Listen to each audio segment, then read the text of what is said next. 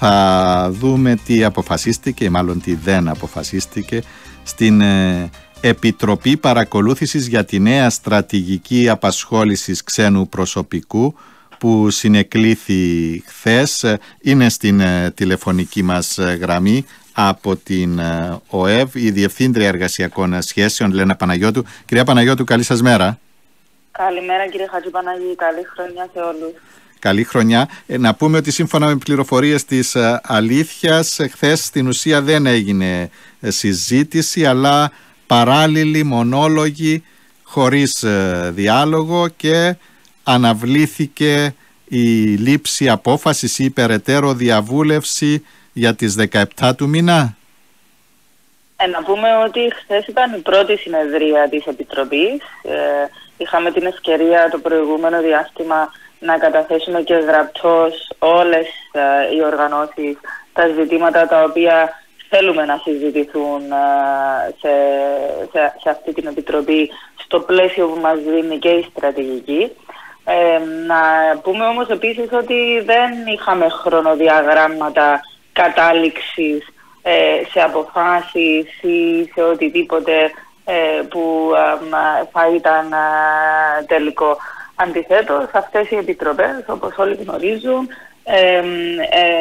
συνεδριάζουν συστηματικά, έχουν χρόνο να δουν τα ζητήματα εις βάθος, και οποιαδήποτε εισήγηση θα τεθεί ενώπιον του Υπουργού, γιατί είναι συμβουλευτικός ο ρόλος της Επιτροπής προς τον Υπουργό Εργασίας, θα τύχουν και της ανάλογης πολιτικής επεξεργασίας και ανάλυσης.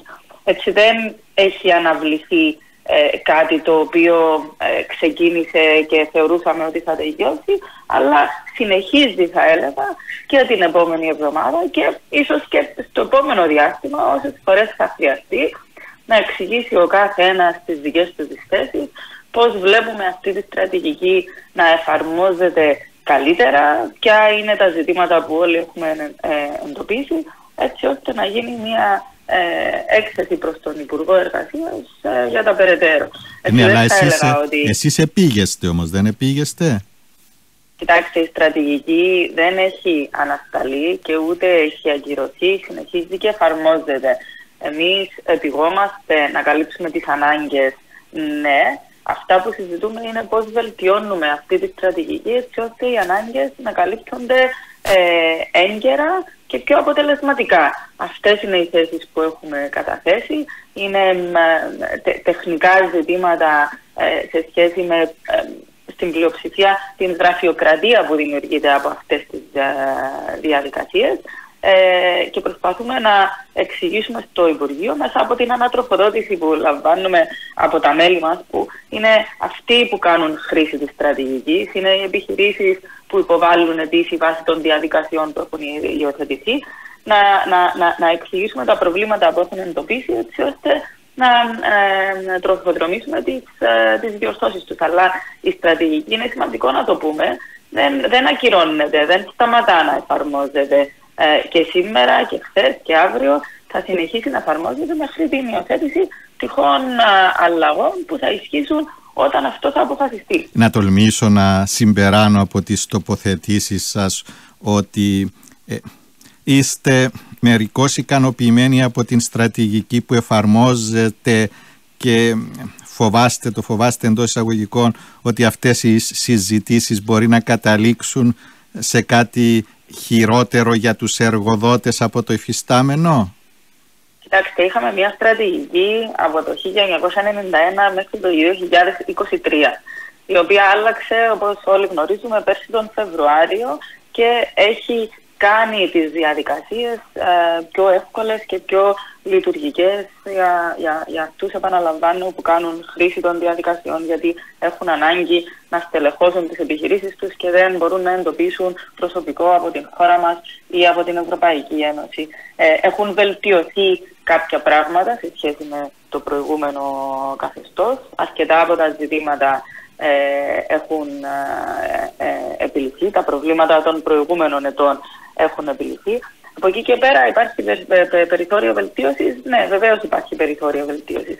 Είναι μια στρατηγική όμως που έχει εφαρμοστεί για μόλις ένα χρόνο. Δηλαδή 11 μήνες σήμερα εφαρμόζουμε μια νέα διαδικασία. Εμείς αυτό που λέμε και το έχουμε πει και χθες στη συνεδρία είναι ότι δεν πρέπει να αλλάζουν οι διαδικασίες με τρόπο που να δυσκολεύουμε περισσότερο αυτούς που χρειάζονται να τις χρησιμοποιήσουν, που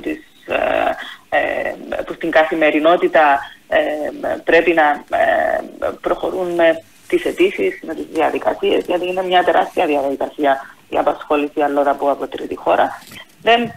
Αυτό που εμείς τονίζουμε είναι ότι η ευθύνη του κράτους να βοηθά τον επιχειρηματικό κόσμο να καλύψει τις ανάγκες πρέπει να είναι ευθύνη του κράτους, να λαμβάνονται οι αποφάσεις δηλαδή στην βάση των κριτηρίων που έχουν τεθεί και εφόσον επιβεβαιωθούν οι ανάγκες βεβαίως δεν λέμε να δίνονται χωρίς ελέγχους.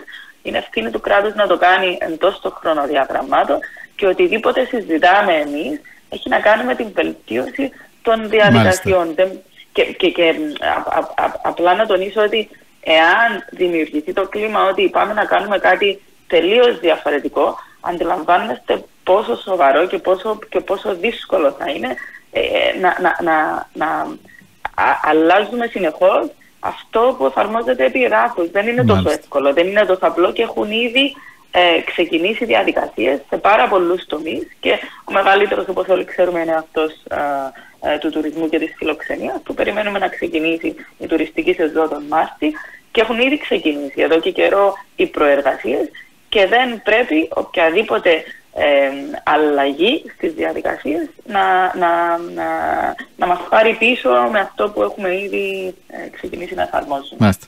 Να σας ευχαριστήσουμε πολύ, κυρία Παναγιώτου. Καλή σας μέρα. Καλημέρα, ευχαριστώ.